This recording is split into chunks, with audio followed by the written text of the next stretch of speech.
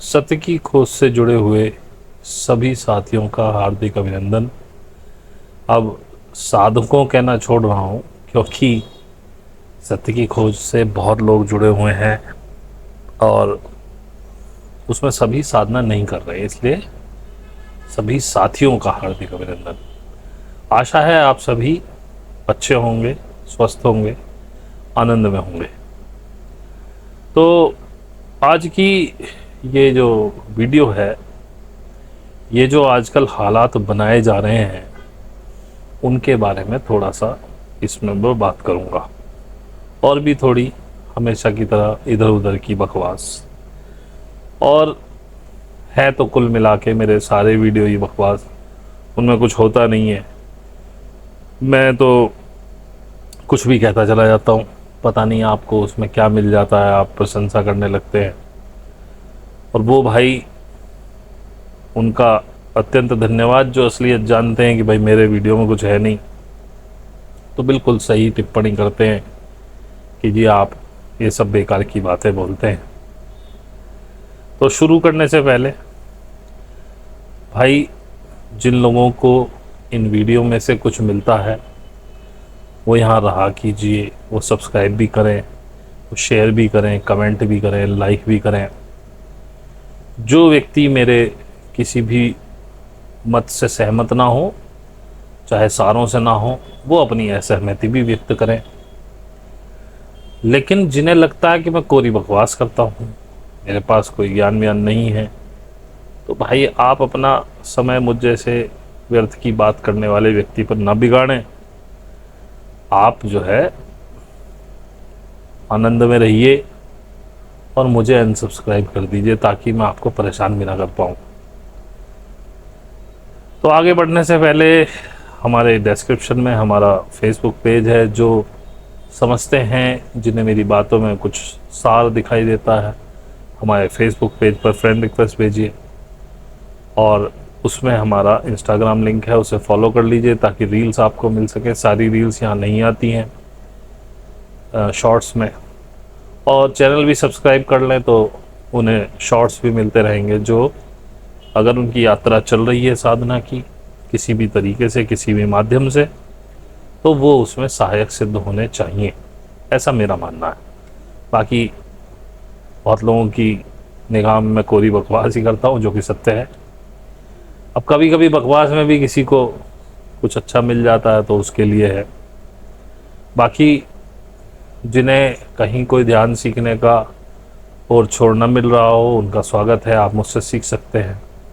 वहाँ पर मेरा व्हाट्सएप नंबर है, इंस्टाग्राम है, आईडी है। बढ़िया तो यही है कि आप इंस्टाग्राम आईडी पे करें, नहीं तो व्हाट्सएप पे कर सकते हैं। हालांकि वहाँ भी मैं आपको इंस्टा पे ही आने को कहूँगा, सॉरी इंस्टा नहीं, टेलीग्राम आईडी, क्योंकि मेरा मेन ग्रुप टेलीग्राम पर है।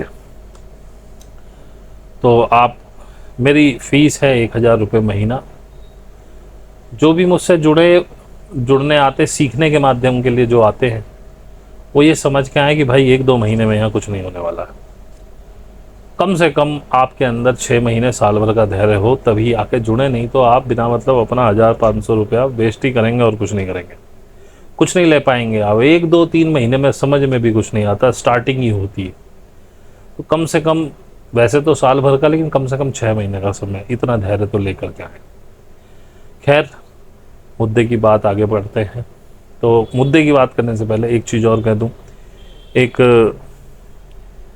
किन्हीं मैडम का एक कमेंट आया, उन्होंने कहा जी आप ये वाला मत बनाया कीजिए, बकवास है, आप जो बात करते हैं ज्ञान की वही अच्छा है, वही बनाया कीजिए। तो देखिए, मैं पहली बात तो एक स्वतंत्र व्यक्ति हूँ, उड़ता हुआ पंछी, अपनी मन से जिस डाल पे चाहूँ बैठ जाता हूँ, और उसी मस्ती में वो वीडियोस भी मैंने कहे हैं जिनको आप अच्छा समझ रहे हैं या अच्छा बता रहे हैं, उसी मस्ती में कहें।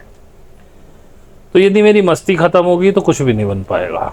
अब ये आपकी नज़र है कि आपको उस वाली बकवास में कुछ अच्छा लगा और दूसरी बकवास में बकवास लगी।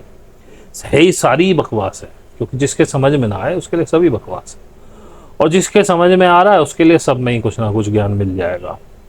ये मैं तो बकवास ही कर रहा हूँ, लेकिन ये आपकी समझ है कि आप उस बकवास में ज्ञान ढूंढ रहे हैं कि बकवास ढूंढ रहे हैं। तो कृपया मुझे चेंज करने की कोशिश ना करें। दूसरे एक भैया का आया, वो काफ़ी आहत हैं कि मैं ब्राह्मणों के बारे में उल्टा सीधा बोलता हूँ। अब भाई जिसने जो कर्म करे हैं उसे तो बोला ही जाएगा। सत्य कड़वा होता है, पर वो मानने के लिए तैयार नहीं थे, तो मैंने कहा भाई मैं तो पागल आदमी, मेरी सुनते ही क्यों हैं आप, अनसब्सक्राइब करिए जाइए। क्योंकि आपके कहने मात्र से मैं अपना कोई भी विज़न चेंज करने वाला नहीं। और इस बारे में मैं पहले बता चुका हूँ, उनका भी आरोप था कि आप बदल रहे हैं, मैं आगे भी बदलूंगा। तो ऐसे व्यक्ति को सुनना भी नहीं चाहिए।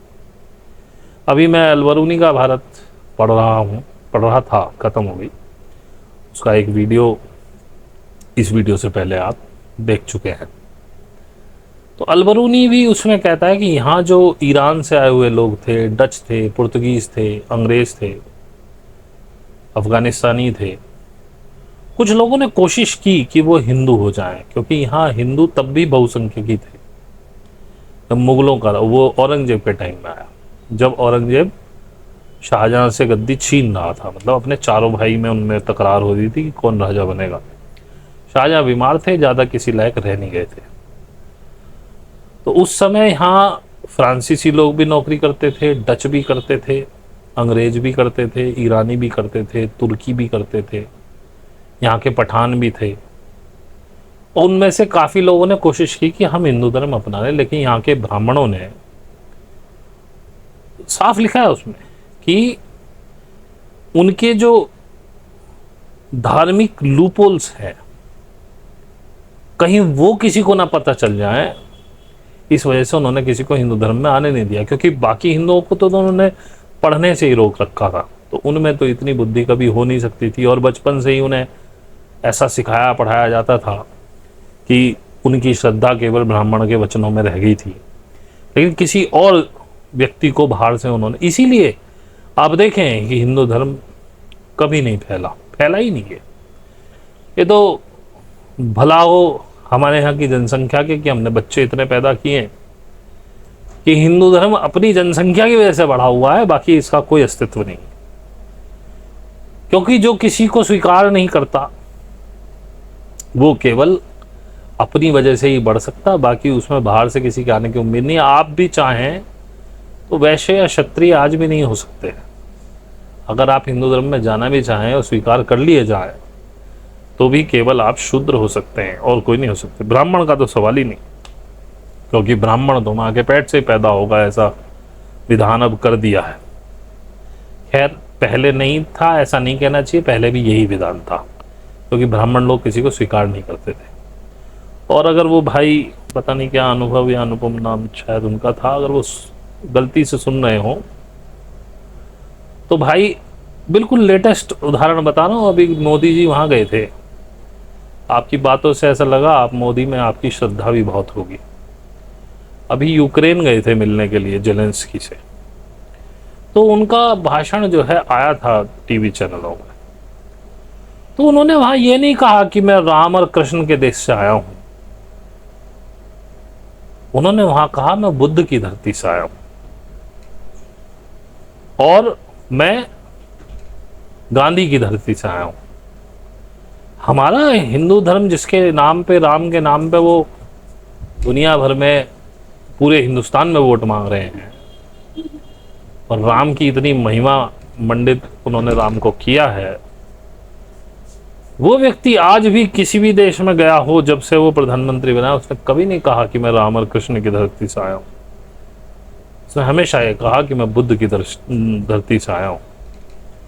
क्योंकि जब जीसस क्राइस्ट पैदा हो रहे थे उस समय बुद्ध यरूशलेम के पास भी थे, यूनान तक उनके बौद्ध मठ थे और वो शिक्षाएं दे रहे थे। मैं एक पुस्तक पढ़ रहा हूँ, ईसा मसीह की जीवन यात्रा यरूशलेम से कश्मीर तक। उसमें ईसा मसीह एक बौद्ध मठ में पढ़ने जाते हैं जो यरूशलेम के नज़दीक था। वहाँ के जो रब्बी हैं उनसे इजाज़त लेकर के, तो वो उनसे पूछते हैं कि आप क्या सिखाते हैं। तो उन्होंने कहा कि हम विवेक सिखाते हैं, धैर्य सिखाते हैं। उन्होंने नहीं कहा कि हम ज्ञान सिखाते हैं। और बौद्धिस्ट में हालांकि महायानी बौद्ध थे, क्योंकि वहाँ उन्होंने बौद्ध की प्रतिमा देखी और महायानी बौद्धों ने ही थोड़ा सा ज़्यादा वो फैले। तो हिंदू धर्म मेरे भाई, आपने तो खैर, ये तो आपकी बातों से समझ में आ रहा, पड़े तो खैर आप क्या ही हो गए हिंदू धर्म के बारे में, पैदा हो गए हिंदुओं में, बस इसी का ईगो इतना हो रहा है कि उसी ईगो में मरे जा रहे हो। 1860-70 तक भी इसका नाम हिंदू धर्म नहीं था, इसको ब्राह्मणिक धर्म कहते थे। जैसे इस्लाम को मोहम्मदन कहते थे, मोमडन शब्द भी वहीं से निकला, इंग्लिश में मोमडन कहने लगे, असली शब्द है मोहम्मदन। तो मुस्लिम धर्म भी नहीं कहा जाता था, मोहम्मद का धर्म बोलते थे, मोहम्मदन। ऐसे ही इसे बोलते थे ब्राह्मण धर्म। हिंदू शब्द 1900 कुछ में आया, एग्जैक्ट मुझे याद नहीं। हिंदू शब्द पहले से, लेकिन धर्म हिंदू कभी नहीं था, हिंदू धर्म कभी हुआ भी नहीं। और जिस सनातन धर्म की आप बात कर रहे हैं, उस सनातन का सबसे पहला वाक्य बुद्ध ने बोला था, एस धर्मो सनातनो। इससे पहले सनातन शब्द का प्रयोग नहीं किया गया था। तो सनातन धर्म भी जिसे आप कहते हैं वो बौद्ध है। दूसरी बात आपको बताऊं, आप कहते हैं कि वेद जो है ब्रह्मा के मुख से निकले, सृष्टि के उद्गम में निकले। ऋग्वेद के प्रथम मंडल का एक, मेरे 5 पार्ट है ऋग्वेद के, प्रथम मंडल का ही पार्ट चल रहा है, फर्स्ट में पूरा कर चुका हूं, सेकंड शुरू किया है। ऋग्वेद के एक भी श्लोक में मुझे ओम नहीं दिख रहा है, ओम, क्योंकि ओम भी महायानी बौद्धों की उपज है। महायान में ओम शब्द मिला।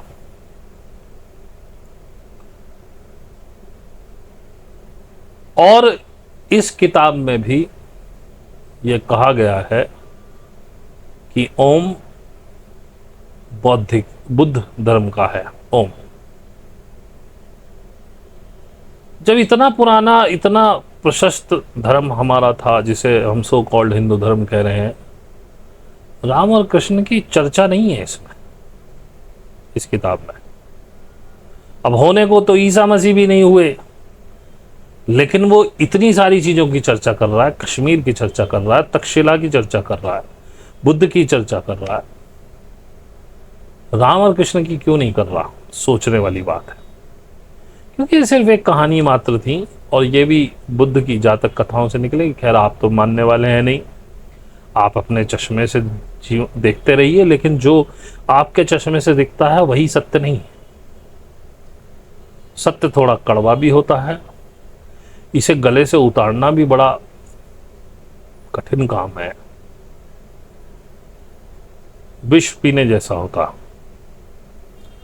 जो शिव है वही इस विष को ग्रहण करते हैं।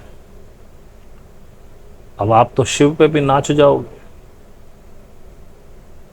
शिव जिसका आपने नाम रख दिया, जिसे आप भोलेनाथ महादेव कहते हैं, वो कोई शिव कोई किसी व्यक्ति का नाम नहीं है। शिव गुण है, जो परम कल्याणकारी वस्तु हो, जो सबका कल्याण करती हो, वो भी शिव है। ऐसा कोई व्यक्ति हो, वो भी शिव है। शिव गुण है, शिव व्यक्ति नहीं। तो इसीलिए मैंने कहा जो शिव है वही सत्य को धारण कर सकता है। सत्यम शिवम सुंदरम, इसे हमने कहा सत्य ही शिव है, शिव ही सुंदर है। मैं कहता हूं सत्य को जो धारण करता है वो शिव ही हो सकता है, या इसे ऐसा कहना चाहिए, जो शिव है वही सत्य को धारण करता है और वही सुंदर भी हो सकता है। या इसे ऐसे कहें, जो सुंदर है वो तब तक सुंदर नहीं जब तक शिव ना हो, और वो शिव तब तक शिव नहीं जब तक वो सत्य को धारण न करे। गरल को गले में, कंठ में धारण करना बताया जाता है। गरल यानी विष, यानी पॉइजन। कहते नीलकंठ गले में धारण किया। आप जरा कोई भी चीज गले में धारण करके देखो। पानी रोको, आधा मिनट रोको, 30 सेकंड रोको अपने गले में पानी, क्योंकि पानी को तो निगल जाओगे, नुकसान तो नहीं होगा ना।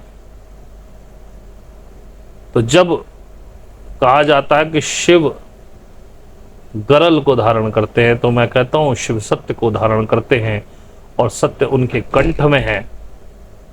और वो सत्य की जो प्रकृति है, विष की तरह सत्य होता है। कड़वा जो सत्य है उसको अपने कंठ में धारण करते हैं, इसलिए शिव है।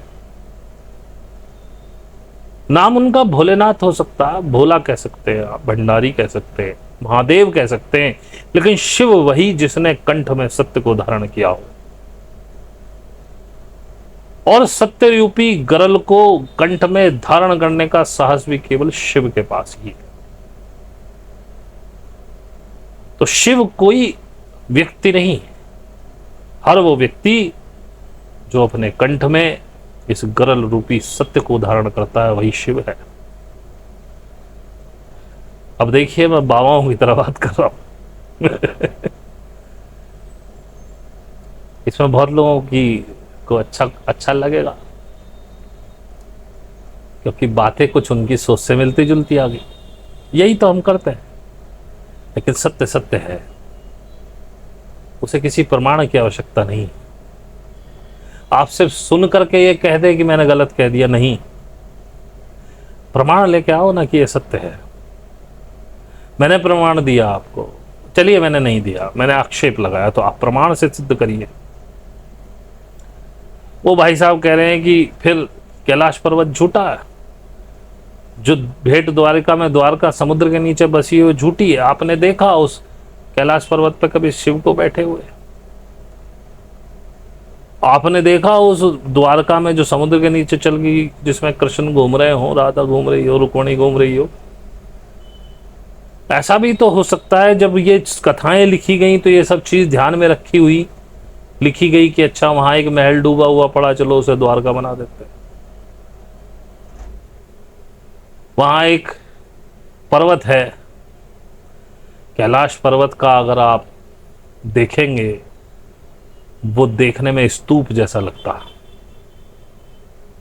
और इस कैलाश को बौद्धों में भी बहुत माना जाता था।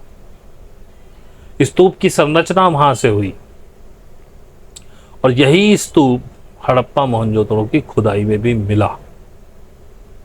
और उसमें बहुत सी मूर्तियां मिली, किसी ने कह दिया ये महादेव है। उसमें एक मूर्ति मिली पशुपति, तो पशुपति तो सिंह का मुखौटा यहां लगाए हुए हैं और योग की मुद्रा में बैठे हुए हैं। अब पशुपति से आपने तुरंत जोड़ दिया ये महादेव, ऐसे कैसे हो जाएगा? वहां तो भूदेवी भी है।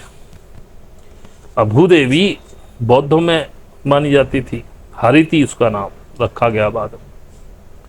प्रकृति, उसी को भूदेवी कहा गया, उसी को हरिति कहा गया। अब आप कहेंगे मैंने हरिति तो पहले बताई कि जो है वो एक यक्षिणी थी, आदमियों खाती। ये दंत कथा है उनकी। दंत कथा केवल हिंदुओं में ही नहीं है कि पार्वती जी ने अपने महल से गणेश जी बना दिए, शिव जी ने उनका सिर काट दिया, हाथी का लगा दिया। और मैं कहता हूं कि आप एक वयस्क नर के ऊपर हाथी के बच्चे का सिर रख के देखो, कहीं से फिट ही नहीं बैठता भाई साहब। तो स्पेशल हाथी पैदा हुआ था क्या वो, जिसकी गर्दन इतनी पतली थी कि वो आदमी के बच्चे के गर्दन पे बैठ जाए? ये सब दंत कथाएं। ऐसी हाथी की भी थी, मुझे तब उतना ही पता चला हाथी के बारे में, तो मैंने वो आपको बता दिया। आज मुझे पता है कि हाथी प्रकृति भूदेवी को लिखा जाता था, और उस समय बड़ा प्रचलन में था। बहुत से लोग लिखते थे हरिति पुत्रस अपने नाम के आगे, जैसे भगवान दास हरिति पुत्रस। और कहीं ना कहीं मेरा गोत्र हारित भी वहीं से ही निकला हुआ है। तब मेरी पढ़ाई जितनी थी मैंने वो बताया, आज मैं पढ़ चुका हूँ, मुझे पता है। तब मैं विस्मित था कि मैं चमारों के गोत्र में से ही ब्राह्मण कैसे हुआ। तो आज मुझे पता चला कुछ क्षत्रिय ब्राह्मण भी हुए, क्षत्रिय पुरोहित हुए, जहाँ पर क्षत्रियों ने ब्राह्मणों का पूर्ण रूप से निषेध कर दिया अपनी राज्य में, इनके कर्मों की, कुकर्मों की वजह से। और जहाँ वर्ण व्यवस्था नहीं चलती थी, गणसंघ थे, लेकिन मंदिर वहाँ भी थे, बुद्ध को माना जाता था, उन मंदिरों की पूजा होती थी। तो वहाँ कुछ लोगों ने ये ब्राह्मण धर्म अपना लिया। उनमें से कुछ हरिति पुत्र लिखते होंगे, वो बाद में वो गोत्र हारित बन गया। गोत्रों का मुझे पहले पता ये था कि भाई गोत्र जिन ऋषियों की संतानें हैं उनकी आगे बढ़ते हुए गोत्र हुए, लेकिन नहीं, आगे पता चला कि जो लोग भी जिन विद्वानों को अपना गुरु स्वरूप मानते थे वो उनका नाम गोत्र के रूप में स्वीकार कर लेते थे। जैसे विश्वामित्र हुए, विश्वामित्र क्षत्रिय थे, उनको भी ब्राह्मण बना दिया गया बाद में। तो इनको ब्राह्मणों ने ऐसे ही स्वीकार कर लिया, क्योंकि और कोई चारा भी नहीं था उनके पास चारा होता तो वो ना करते। तो इस तरह से हम जैसे लोग, हमारे जैसे जैसे कश्यप गोत्र है, कश्यप गोत्र आपको ओबीसी में बहुत मिलेगा, लेकिन इसमें ब्राह्मणों में भी मिल जाता है। और अधिकतर कहते हैं कि जहाँ कोई गोत्र ना मिले वो कश्यप लगा लेते हैं। ये सब नागवंशी, खैर ये अलग तरफ चली जाएगी चर्चा, हमें कुछ और करनी थी। लेकिन दो अच्छे ये मेरे को कमेंट आए थे, उनके ऊपर कमेंट करना था, उसमें से कुछ निकल आया। अब भैया तुमको बुरा लगे तो ठीक, अच्छा लगे तो ठीक, बुरा लगे तो भाई चले जाओ, अनसब्सक्राइब कर दो। कुछ अच्छा लग रहा है, मिल रहा है तो पढ़े रहो। ये मैं आपके लिए नहीं बना रहा हूँ वीडियोस, मेरे अंदर थोड़ी सी प्रॉब्लम है। मुझे जब कुछ पता चलता है तो मुझे जैसे औरतों के पेट में गैस बन जाती है ना चुगली करने की, ऐसी गैस बनती है कि मैं किसी से कुछ कहूँ। अब मैं अपनी पत्नी से पहले कहता था तो पत्नी आधी सुनती आधी सोती, उसकी हवाई जहाज सिर के ऊपर से निकलता रहता। तो मैं ऐसे ही अपने दोस्तों की जान खाता रहता, तो उन्होंने अपनी जान छुड़ाने के लिए मुझे प्रोत्साहित किया कि आप YouTube चैनल चलाएं। अब मैंने YouTube चैनल चला दिया। आशीष पुनिया के संपर्क में उससे पहले ही आ गया, उसके 1-2 वीडियो सुने थे, तो बातचीत हुई, उसने भी मुझसे कहा कि आप बनाइए, मैं उसे प्रमोट करूंगा। तो भैया मैंने बनाया, आशीष पुनिया को लिंक दिया, उसने 250 मेंबर करीब मेरे करा दिए, तभी उसका बहुत बहुत धन्यवाद भाई का। और अब मेरी ये जो गैस है यहाँ निकलती है सब बकवास, इसमें कोई सार की बात नहीं। लेकिन हम 140 करोड़ भारतीय हैं, इनमें से 100, 200, 500 ऐसे निकल आएंगे जिन्हें मेरी बकवास में सार मिल जाएगा, क्योंकि हम लोग इतने विविध हैं। हमें आसाराम की बातों में सार मिल गया, हमें रामपाल की बातों में सार मिल गया, हमें सदगुरु की बातों में सार मिल गया। हमें तो हमारे घर में जो पुरोहित आता जिसे पता कुछ नहीं, मेरे यहाँ पुरोहित आते थे, सत्यनारायण की कथा एक बार हमने करवाई, मैंने उस कथा पढ़ ली, मैं उससे बोला महाराज इसमें कथा कहाँ है, ये पूरी कथा में आप सिर्फ यही कह रहे हैं। उसने पढ़ ली तो उसका अच्छा हो गया, वो भूल गई तो उसका बुरा हो गया। इसका मतलब भगवान को तो चापलूसी पसंद है। पहली बात तो ये निकली है। दूसरी बात, कथा क्या है? कथा वो आज तक नहीं बता पाए, लेकिन उनकी बातों में हमें सार लगता है। श्रद्धा एक ऐसा ही विषय है जो अंधा कर देती है, और भक्ति उससे भी ऊपर। श्रद्धा और भक्ति में बुरे अच्छे का भान नहीं रहता। जिस पे आपकी श्रद्धा, जिसको गुरु मान लिया, और जिसमें आपकी भक्ति होगी, फिर वो गलत भी कहे। आसाराम जैसे लोगों को अपनी लड़कियां सौंप दी लोगों ने, उद्धार कर दो इनका, मीरा बना दी उसने, अब पड़ा हुआ जेल में। अब उसके भक्त तो अब भी कहते हैं कि भाई महाराज जी गलत फंसा हुआ, तो भैया उसका केस लड़ो ना। इतने भी क्या गलत सबूत हैं जो अभी तक सिद्धि नहीं हो रहे, और हो सकता है उसे गलत फंसाया गया हो, मैं इस बात से डिराई भी नहीं करता। खैर, ऐसे ही दुनिया अंधभक्तों से भरी हुई है। और ये केवल हिंदुओं में नहीं है, हर धर्म में ऐसे ही अंधभक्त भरे हुए हैं, क्रिश्चियनों में, इस्लाम में, क्योंकि इस दुनिया के सबसे बड़े दो धर्म है, फर्स्ट क्रिश्चियन है, दूसरा इस्लाम है। इनकी विस्तारवादी नीति रही, इन्होंने कन्वर्जन शुरू कर दिया शुरू से ही, क्योंकि इन्हें पता था अगर कहीं किसी जगह को गुलाम बनाना हो, सबसे पहले उनके धर्म को बदलो। हिंदुस्तान पूरी तरह से ना मुस्लिम हो पाया ना क्रिश्चियन, क्योंकि ये लोग अपने धर्म को नहीं छोड़ पाए, क्योंकि हिंदुओं को हिंदू होने पे इतना अधिक ईगो था है। ये अलबरूनी तो ये भी कहता है कि आज भी, मतलब उसके समय में कह रहा हूं, कि हिंदुओं को हिंदू होने पे इतना अधिक गुमान है, इनको लगता है कि सृष्टि की शुरुआत भारतवर्ष से हुई है, इसके आगे कोई सृष्टि नहीं है, इससे आगे रहने वाले लोगों में दिमाग ही नहीं है, और जो कुछ हमारे पास है वो सर्वश्रेष्ठ है। ऐसी बुद्धि के साथ तो जो हो रहा है वो ठीक ही हो रहा है, गलत थोड़ी हो रहा है। तो देखिए, जिन लोगों ने ये धर्म बनाए उनको पता था कि धर्म की अफीम पिलाकर मनुष्य से कुछ भी करवाया जा सकता है, उसको गुलाम बनाना बड़ा आसान है।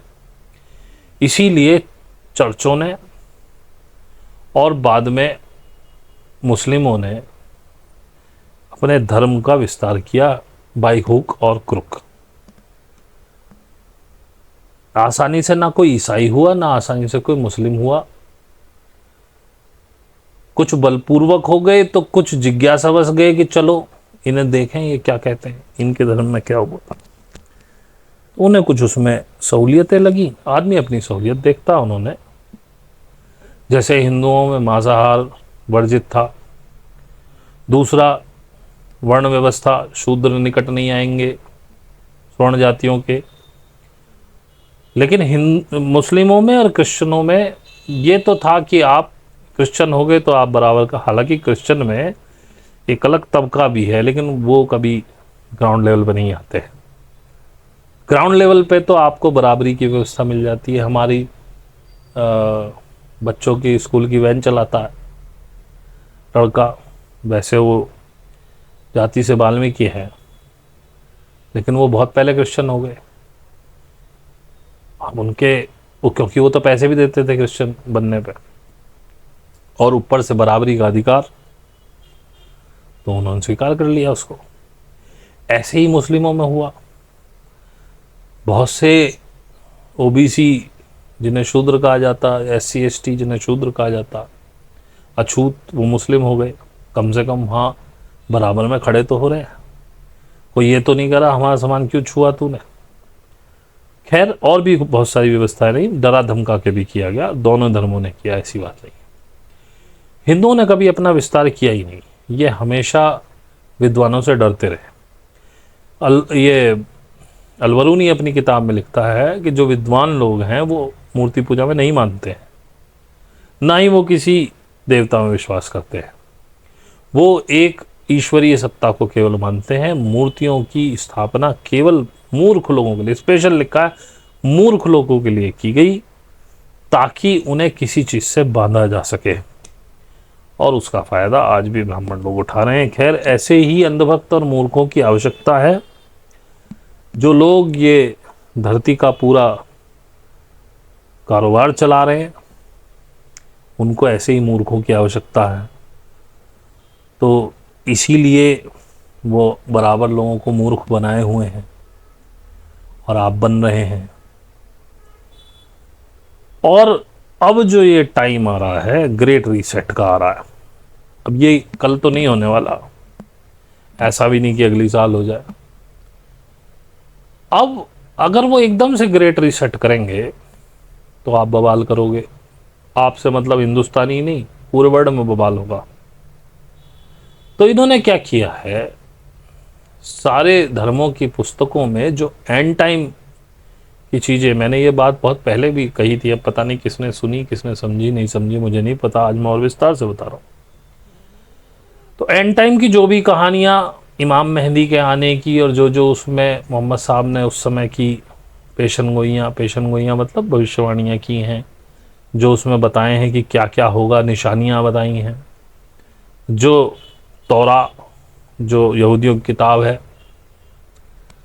तौरा में जो लिखा हुआ है, जो बाइबल यानी इंजील में लिखा हुआ है,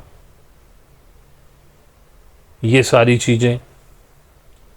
और हिंदुओं की भी क्योंकि बड़ी आबादी है, तो हिंदुओं की अब चाइना जापान में कोई ऐसी भविष्यवाणियां हुई हैं तो मुझे पता नहीं है।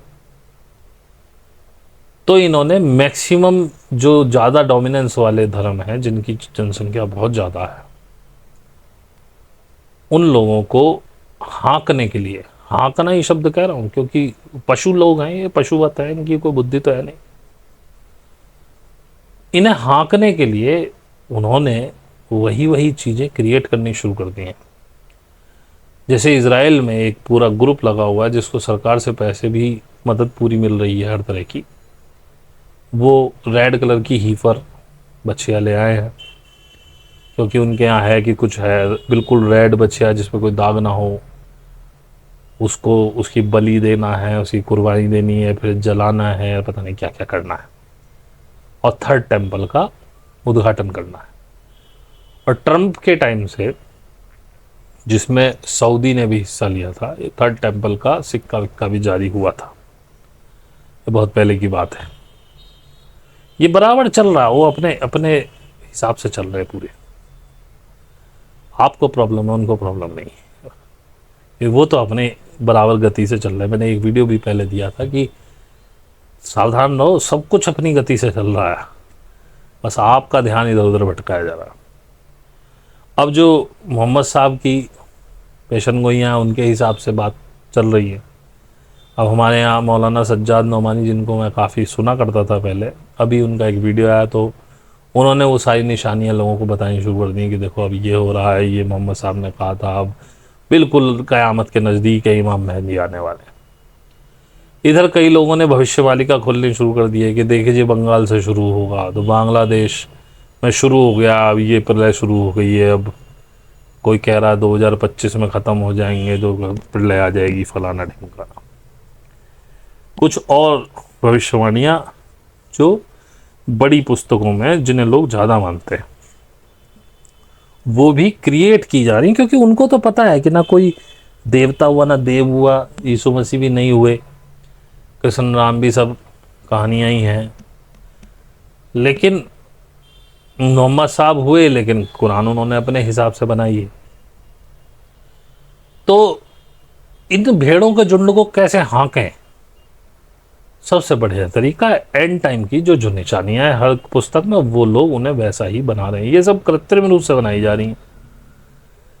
लेकिन आप जैसे अंधभक्त जो मुझे सलाह देते हैं,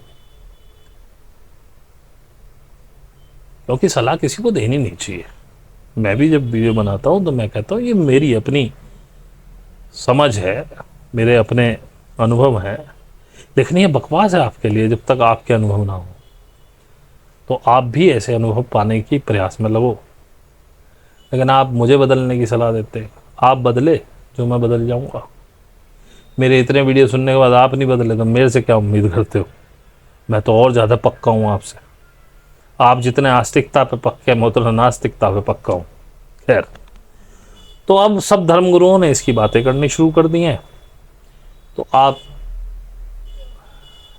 मूर्ख जितने भी मूर्ति पूजक आदि, बिना मूर्ति पूजक भी मूर्ख हैं, जो धार्मिक, मूर्ख मतलब धार्मिक, जितने भी धार्मिक लोग हैं, अब उन्होंने माइंड मेकअप शुरू कर दिया, वे प्रलय आने वाली है, अब जो है बस ख़त्म ही होना है सब कुछ। तो जब आपने मान ही लिया है तो ये ख़त्म कर ही देंगे। अब ये अभी निशानियां शुरू कर रही हैं, अभी आपका माइंड मेकअप होगा 2-3 साल तक, 4 साल तक, फिर किसी दिन भी बूम ख़त्म। और मैं ये पहले भी कह चुका हूँ, ये जानबूझ के किया जा रहा है। उन सारी भविष्यवाणियों को सच किया जाएगा ताकि आप ये मान लें कि ये हो रहा है, और ये होगा ही। धर्म बहुत अच्छी चीज़ है लोगों को हाँकने के लिए, इसमें ज़्यादा मेहनत नहीं लगती। और इन्हीं धर्मों के सहारे एक दिन ये सारे धर्मों को मर्ज करा देंगे, किसी एक व्यक्ति को दिखा के कि भाई सारे धर्म के लोग उसमें सरेंडर कर देंगे, और ये तमाशा आपको ब्लू बीम पे दिखा दिया जाएगा। That's all. सारे धर्म खत्म, फिर एक धर्म चालू। और आप लोगों के होते हुए, धार्मिक लोगों के होते हुए ये कठिन भी नहीं है। खैर धार्मिक ना होते तो भी अगर होना होता तो होता, लेकिन इस तरह से नहीं होता। एक बात और बताऊं, बीच में याद आ गई, वो जो कोई लेडी थी जिन्होंने कमेंट किया, उन्होंने ये भी कहा कि आप ये मेडिटेशन प्रीच करते हैं तो आपको ये सब नहीं, ऐसे नहीं करना चाहिए, ऐसे नहीं बोलना चाहिए। प्रीच करना यानी कि भाषण देना। तो देखिए, ना तो मेडिटेशन प्रीच करने की वस्तु है और ना इसे सिखाया जा सकता है। मेडिटेशन कभी प्रीच किया ही नहीं जा सकता। अगर मैं प्रीच करने वाला होता, प्रीच करने की तो खैर बात ही छोड़ दो, क्योंकि प्रीच तो हो ही नहीं सकता मेडिटेशन में। क्या प्रीच करोगे, क्या प्रीच करोगे मेडिटेशन में? मैं जो बता रहा हूं, मैं अपने मेडिटेशन के अनुभव बता रहा हूं, और जब तक ये अनुभव आपको ना हो, ये सब बकवास है, टोटल कोरी बकवास है। और इसको बताने का पर्पस सिर्फ इतना है कि इस रास्ते में ये चीजें मिलती हैं, ये अनुभव होते हैं, ताकि आप जब चलें और ये अनुभव हों तो आपको अटपटा सा ना लगे।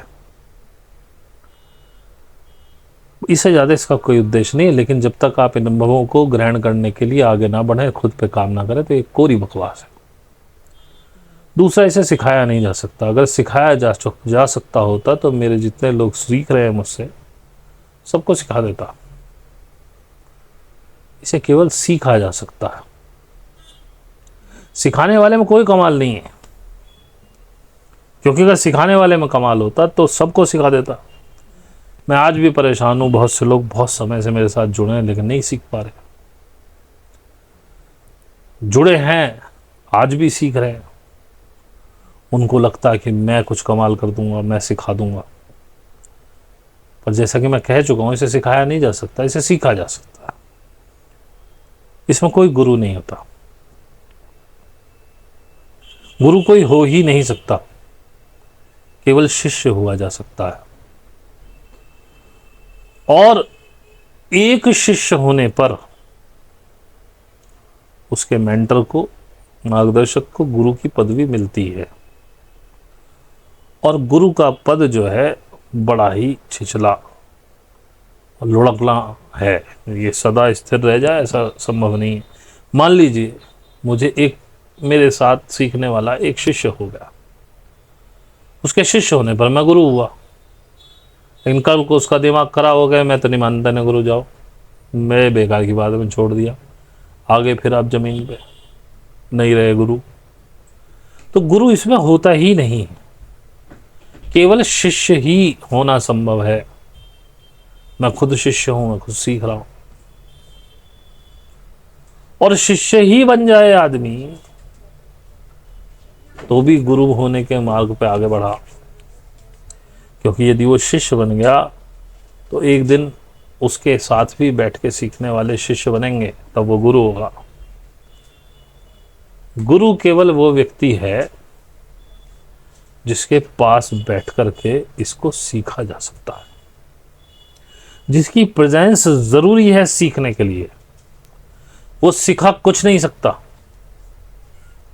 किसी की कैपेसिटी नहीं है, किसी गुरु की कैपेसिटी नहीं है वो कुछ सिखा दे या कुछ आपको बता दे। केवल उसकी उपस्थिति आवश्यक है सीखने के लिए।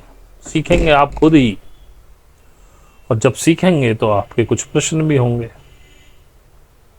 उन प्रश्नों के उत्तर देने वाला वो शख्स है जिसे आप गुरु कहते हैं, सिखाने वाला कोई नहीं, ना इसे सीखा जा सकता है। होप जो मैं कहना चाहता हूं, शब्द उतने सही नहीं मिल रहे, उतनी क्लैरिटी से कह भी नहीं पाया हूं, लेकिन होप कि आप कोई ना कोई तो समझा होगा क्या कहना चाहता हूं। और जैसा कि मैंने पहले भी कहा है, आप मुझसे असहमत हो सकते हैं, लेकिन सलाह मत दीजिए। मैं आपकी कोई सलाह मानूं या आवश्यक नहीं है। बदलिए मत मुझे, आप ही नहीं बदल पाए अपने आप को। अगर आप मुझे इतनी शुरू से सुन रहे हैं तो आप में बहुत तब्दीलियां आ जानी चाहिए थी, अगर सुना होता। 1 लाख व्यक्ति अगर आपको सुने तो उसमें संभावना है कि कोई 10 व्यक्ति आपको सुन रहे होंगे। दिमाग से मुझे सुना ही नहीं जा सकता, और आप में से अधिकतर लोग दिमाग से ही सुन रहे हैं। जो मैं कह रहा हूं उसे यदि आप साधना कर रहे हैं और सही से कर रहे हैं तो आपको वो अनुभवों में प्राप्त होगा, और आपके हृदय से आप उसे सुन पाएंगे। वरना, और ये सब मैं क्यों बना रहा हूँ, किसके लिए बना रहा हूँ, मुझे नहीं पता। यूट्यूब से कोई कमाई करने का तो मेरा मन नहीं है, वरना तो मैं कोई कॉमेडी वॉमेडी बना रहा होता जिस पे ज़्यादा लाइक मिलते, ज़्यादा लोग देखते और मुझे पैसे मिलते। क्या पता मैं ये आज के लिए बना रहा हूँ, क्या पता कल आने वाले लोगों के लिए बना रहा हूँ। क्या पता कोई एक व्यक्ति भी यदि इन्हें सुन पाया, जिसे सुनना कहते हैं, जो मैं कहता हूं लाख में से कोई 10 व्यक्ति निकलते। मैं कहता हूं अगर मेरे पूरे जीवन में कोई एक व्यक्ति इन्हें सुन पाया तो भी इनका कहना सार्थक हो गया। इससे आगे आप अपनी बुद्धि के स्तर के अनुसार मुझे सुनते हैं और समझते हैं, मुझे फर्क कोई नहीं पड़ता। लेकिन जब आप अपना इतना अमूल्य समय मेरे इन वीडियो पर नष्ट कर रहे हैं तो या तो सुन ही लीजिए और या समय नष्ट करना बंद कर दीजिए। मैं आपके लायक नहीं हूं।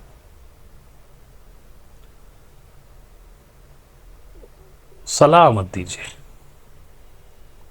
क्योंकि मैं भी किसी को नहीं देता हूं। मैं सिर्फ कह के छोड़ देता हूं, आपका मन करे मानिए, मन करे मत मानिए।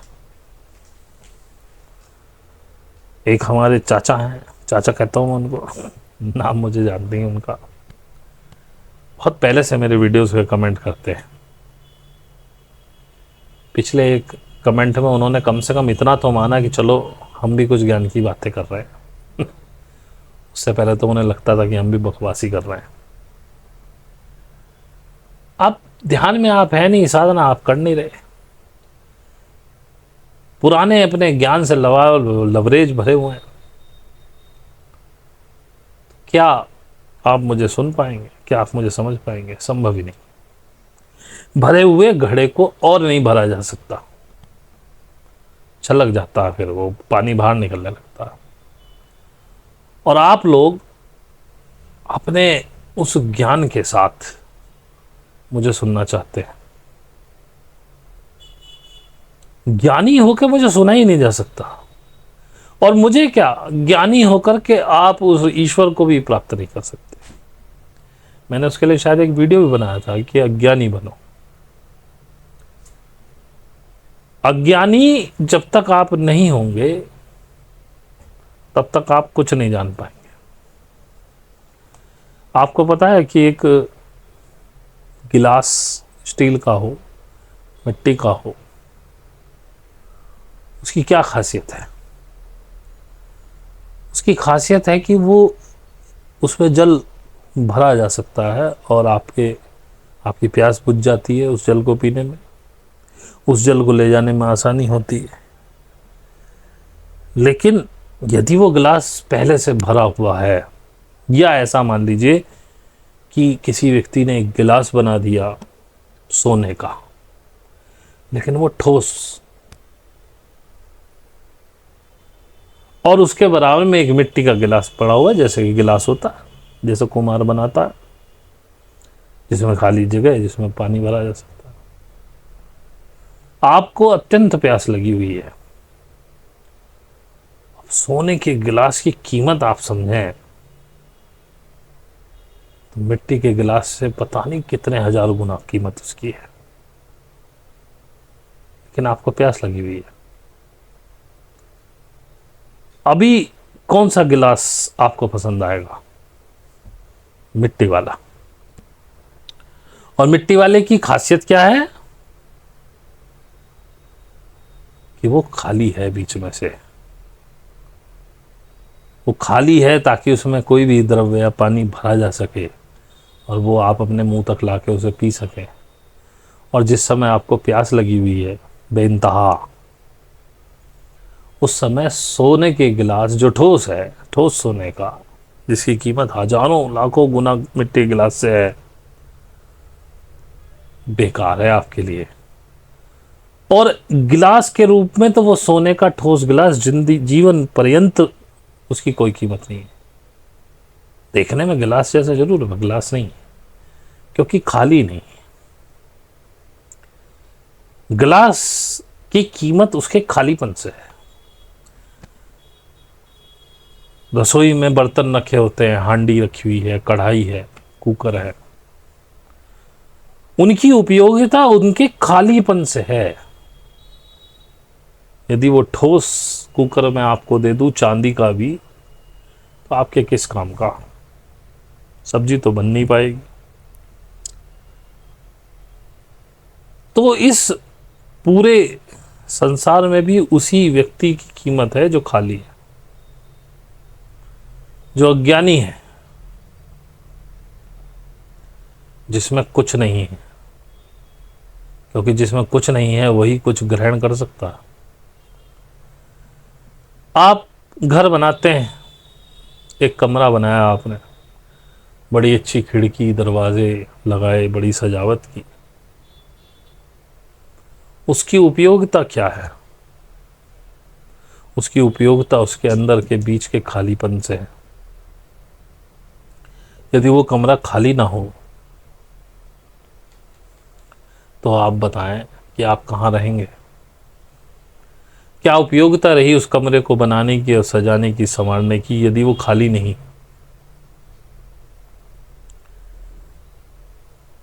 इसी प्रकार व्यक्ति की उपयोगिता तभी है जब वो खाली हो। लेकिन आपने अपने ज्ञान से आप अपने आप को इतना भर लिया है कि अब उसमें कुछ जाने लायक बचा ही नहीं है। तो ऐसे लोग अपने इस छद्म ज्ञान को लेकर उड़ते फिरें, उड़ भी नहीं पाते। क्योंकि यदि हवाई जहाज को बीच में ठोस भर दिया जाए तो वो नहीं उड़ पाएगा। वो उड़ इसलिए पाता है कि खाली है। आई होप उदाहरण से जो बात समझाना चाहता हूँ समझ आई होंगी। और अगर अभी भी नहीं समझ में आई तो भाई साहब आपको कुछ समझ में आ भी नहीं सकता। आप बेकार अपना समय व्यर्थ कर रहे हैं इस चैनल पे, और आपके लिए चैनल है भी नहीं। तो जब भी आपको किसी को भी ऐसा लगे कि मुझे कुछ सलाह देनी चाहिए तो बेटर है कि अनसब्सक्राइब करें और चले जाएं। असहमति आप कभी भी व्यक्त करें, स्वागत है।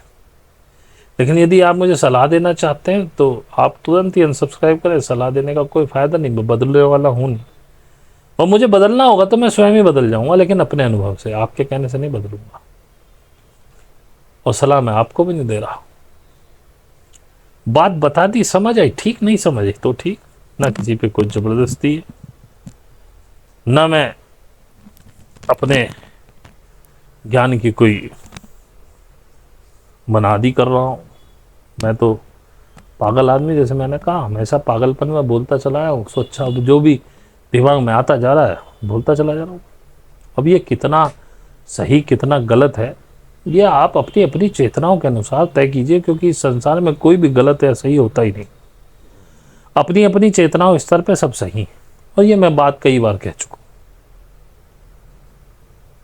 इसीलिए अक्सर घरों में सास बहू के बीच लड़ाई रहती है। सास को भी यदि पता हो कि वो गलत है तो वो नहीं करेगी, क्योंकि इस दुनिया में कोई गलत नहीं करना चाहता।